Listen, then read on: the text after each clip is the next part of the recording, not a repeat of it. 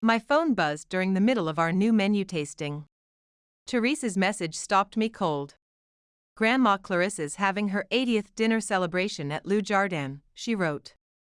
You're seated at the chef's table, not with the family. Brandon agreed. My fork hovered over the perfectly seared duck breast.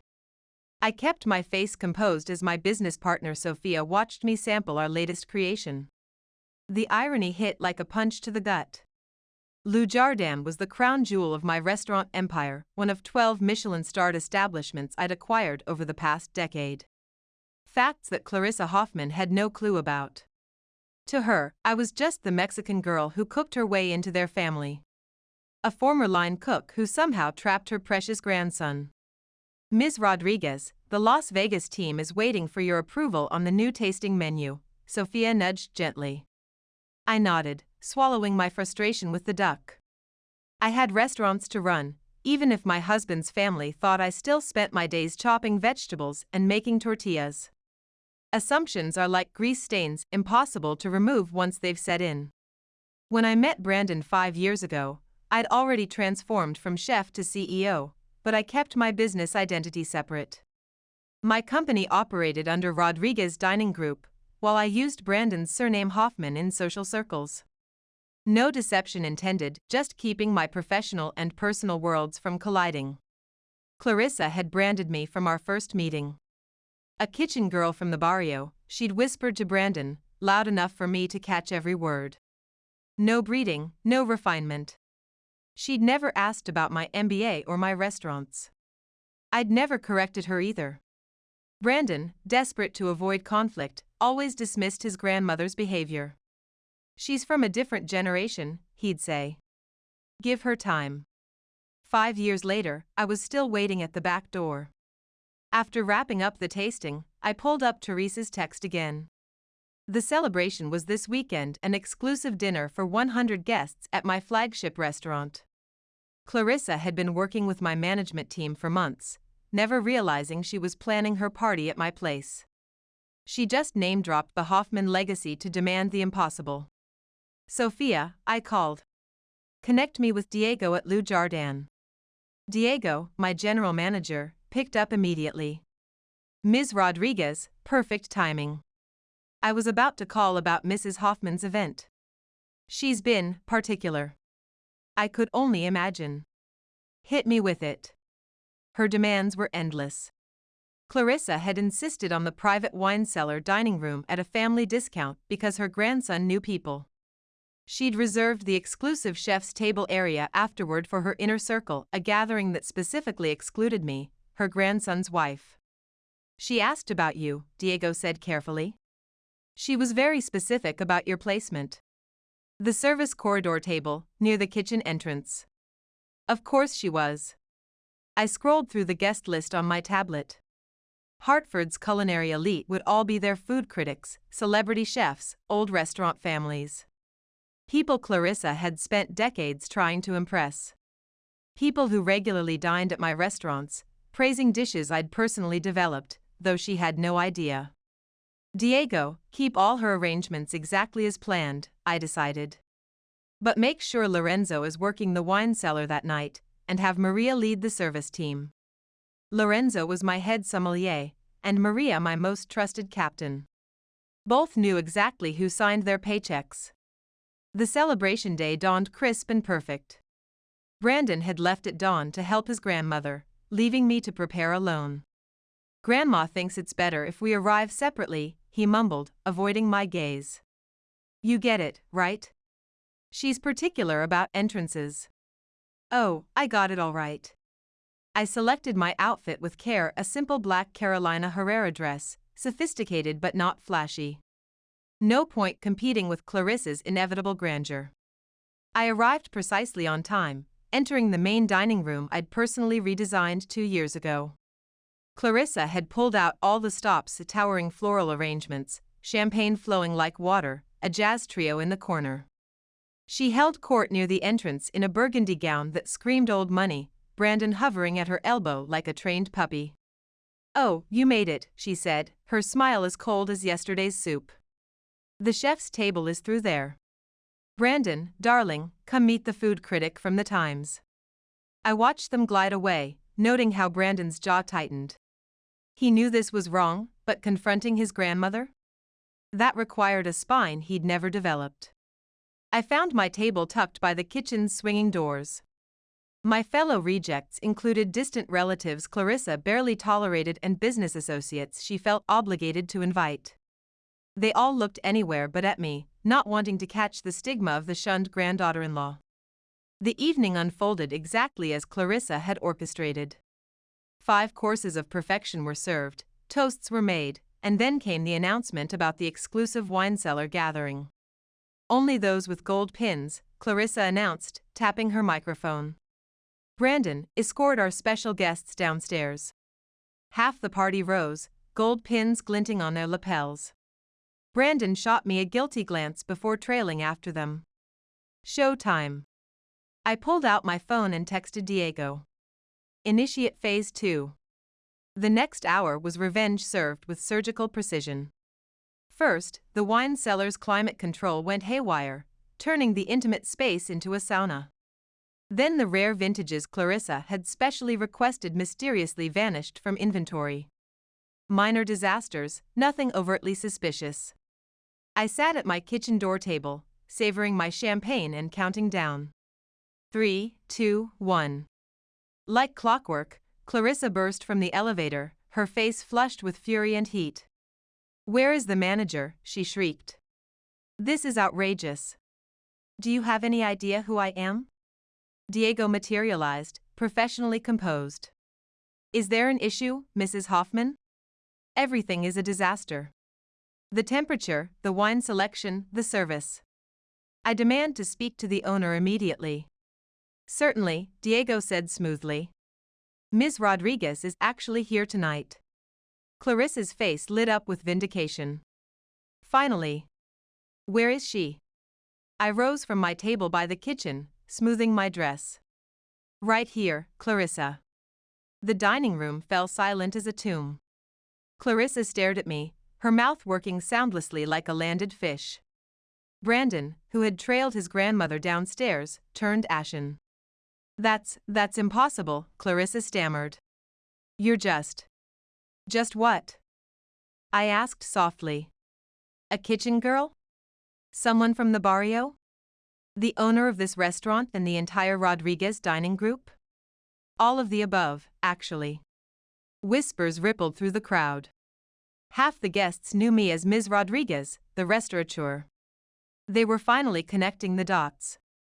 "Ms. Rodriguez," Diego announced clearly. "Should I have the wine cellar's climate control repaired?" "No need," I replied.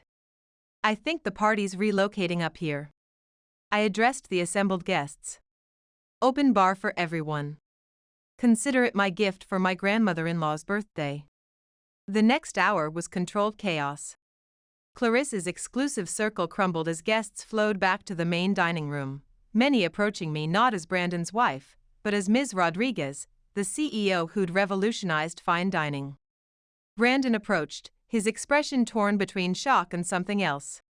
"Was that respect?" "Why didn't you tell me?" he asked. "You never asked," I said plainly.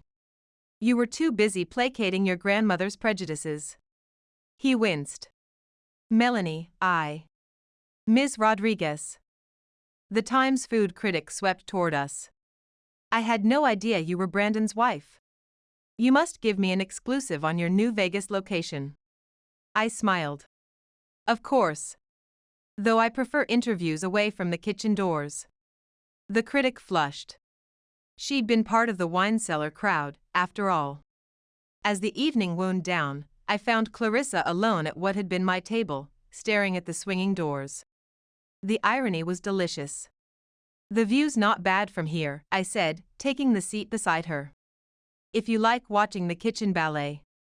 She turned to me, her makeup unable to hide her 80 years. "You've been mocking me this whole time," she said bitterly. "No, Clarissa. I've been building an empire this whole time.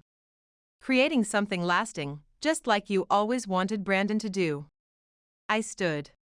"Happy birthday. The wine cellar's yours for the night." Family rate. I walked away, catching her sharp gasp. My phone vibrated, Sophia, with updates on our Miami expansion.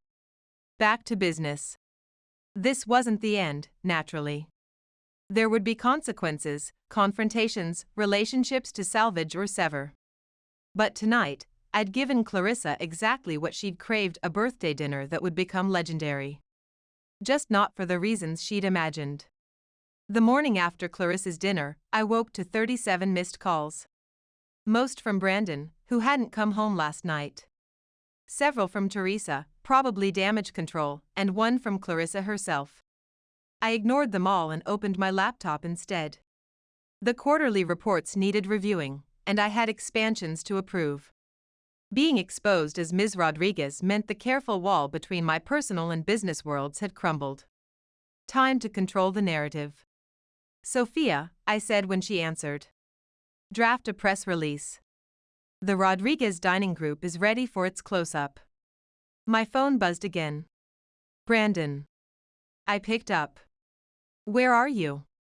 His voice was hoarse, probably from bourbon and no sleep. In my home office. Where I am every morning at 6 a.m. You have a home office? I rubbed my temples. 5 years married, and he'd never asked about the locked doors in our West Wing. Never wondered where I vanished for hours daily. We need to talk, he said. Yes, we do. But first, I have investor calls. Come to my actual office. Rodriguez Dining Headquarters downtown. 42nd floor. Tell security your wife is expecting you. I ended the call before he could respond. Let him choke on those words, my wife, just to reach me now. The morning flew by in crisis management and opportunity seizing. News of last night's revelation had exploded through Hartford's social scene. My PR team fielded endless media requests about how the city's most innovative restaurateur had stayed so hidden. Exactly as planned, I told them. Sophia buzzed. Mr. Hoffman is here. Send him in. Brandon entered my office like a tourist in a foreign country. His eyes traced the skyline views, the James Beard Awards, the framed Michelin stars I'd never hung at home. He looked small in his polo shirt amid the executive polish. You've been busy, he said finally. For 15 years, yes. Though you never noticed. He sank into a chair, raking his fingers through his hair. Grandma's devastated. Of course he started there. Always Clarissa first. Clarissa's ego is bruised, I corrected. She'll recover. She says you humiliated her on purpose. Sabotaged her birthday dinner. No. She humiliated herself by trying to shame me. I just refused to play along. Brandon squirmed. You could have told me about all this. Like you told me about banishing me to the chef's table? He flushed with guilt. That was wrong. I should have defended you. Yes, you should have. But you never do, Brandon. And now I wonder, would knowing about my success have changed anything? Or would you have found another excuse to let your grandmother treat me like hired help? My intercom buzzed. Ms. Rodriguez, the Miami team is online too. Give me 5 minutes. I looked at Brandon. I have a business to run. We can continue this at home. He stood, looking adrift. When will you be home? When I finish work. Like always. Realization finally hit him. All those times he thought I was at cooking classes or food shopping or networking lunches, I'd been here, building an empire while playing the role his family had scripted for me. The following weeks were a harsh education for the Hoffman clan. Clarissa, unable to face Hartford society after the dinner disaster, escaped to her sisters in Scottsdale. Teresa, always the most reasonable, called to apologize for years of patronizing behavior. I just assumed, she said. Because Grandma said. Many people assumed, I replied. That was their error. The food press went wild with my story. The secret chef, building a restaurant empire in plain sight, blazed one headline. From line cook to CEO, the hidden life of Melanie Rodriguez announced another. I gave one exclusive to Food and Wine magazine. When asked why I'd kept my success private, my answer was direct: excellence needs no announcement. The food speaks for itself. The piece went viral. Brandon moved to our guest suite. We existed in limbo, not divorced, not united. He started therapy, confronting his role in enabling his grandmother's behavior. I watched him grapple with the fact that his former chef wife commanded more respect than he ever would. Clarissa returned from Arizona after 6 weeks, noticeably humbled. She requested a meeting through Brandon. I'll see her at Le Jardin, I decided. In the wine cellar. She arrived punctually, dressed impeccably but without her usual superiority. Lorenzo served drinks unbidden, champagne for me, sparkling water for her. You've renovated, she observed, scanning the cellar. Yes. The entire restaurant is being reimagined. We're expanding internationally. She winced at the we. I suppose you expect an apology. No, Clarissa. I don't need your apology. What I want is for you to understand something. I leaned in. I am not the woman you invented in your mind. I never was. Your grandson married a CEO, not a cook. And if you want any relationship with us moving forward, you need to accept that reality. And if I can't? Then you'll miss more than just preferred seating at my restaurants. She took a shaky breath. Brandon is in therapy. Yes. Because of me? Because of himself. He's finally confronting his own role in our dynamics. She stirred her water, ice clinking against crystal. And you? Will you forgive him? That depends on Brandon. On whether he wants to be a partner or just a grandson who never grew up. Construction sounds drifted from above, a fitting accompaniment to our conversation about rebuilding. You researched me, Clarissa said finally. Your restaurants, your awards, the culinary scholarships. She paused. The program for underprivileged young chefs. Someone has to help the kitchen girls from the barrio achieve their dreams. She flushed crimson, hearing her own vicious words reflected back. As she left, she turned one final time. For what it's worth, she said, I was wrong about you. I know, I replied. I always knew.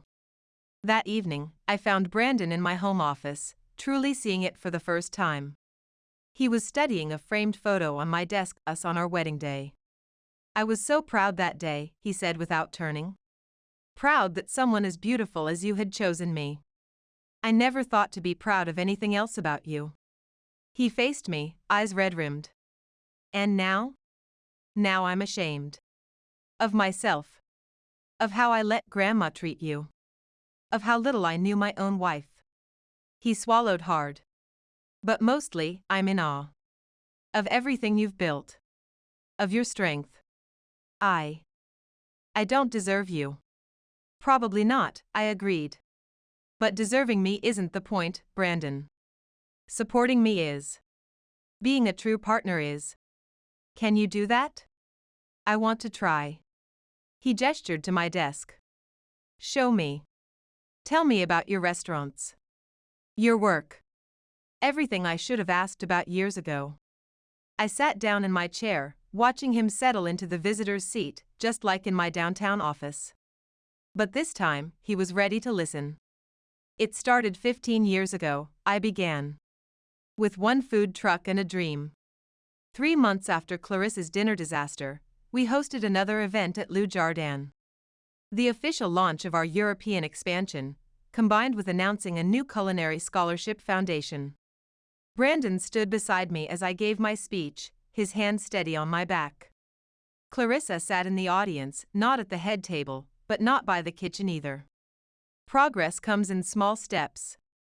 Teresa had joined our PR team, bringing her expertise to the company. She'd broken free of Clarissa's influence, finding her own voice in the process. As for me, I was finally fully myself. Melanie Rodriguez, CEO of Rodriguez Dining Group, and a woman who had built her success one plate at a time. No more hiding, no more playing small to soothe others' insecurities. The kitchen girl was gone. In her place stood what had been there all along, a woman who had built an empire while others underestimated her. A woman who had turned prejudice into power, and silence into strength. After all, sometimes the best revenge isn't just success. It's success on your own terms. Clarissa eventually accepted the new dynamic, though it took time. She became a regular at our charity events, even occasionally volunteering with the scholarship program. The irony wasn't lost on either of us. The woman who'd once dismissed me as having no real culinary education now helped train future chefs. Brandon and I rebuilt our marriage on a foundation of mutual respect and true partnership. He took on an active role in the foundation's charitable initiatives, finally finding his own purpose beyond being his grandmother's grandson or my husband. The Rodriguez Dining Group expanded globally, with restaurants in Paris, Milan, Tokyo, and Dubai. The hidden CEO was hidden no more. My face graced magazine covers, my story inspiring other women to build their own culinary empires. But perhaps the sweetest moment came a year later, at another celebration at Le Jardin. This time, it was for the Scholarship Foundation's first graduates. 10 young chefs, all from backgrounds Clarissa would have once scorned, stood on stage sharing their journeys. Clarissa sat in the front row, tears streaming down her face, as one graduate said, "Thanks to this program, kitchen girls from the barrio can become world-class chefs." I caught Clarissa's eye and smiled. She nodded, understanding finally complete. Success on your own terms. There's no sweeter revenge than that.